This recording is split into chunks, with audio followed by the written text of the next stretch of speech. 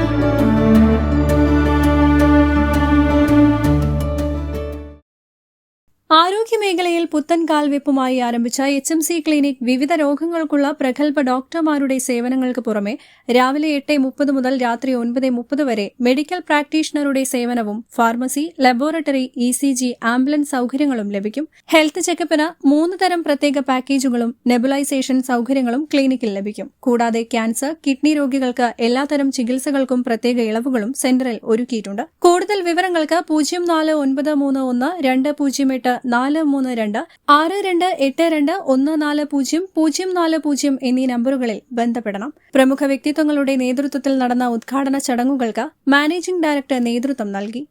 Business desk, W vision news.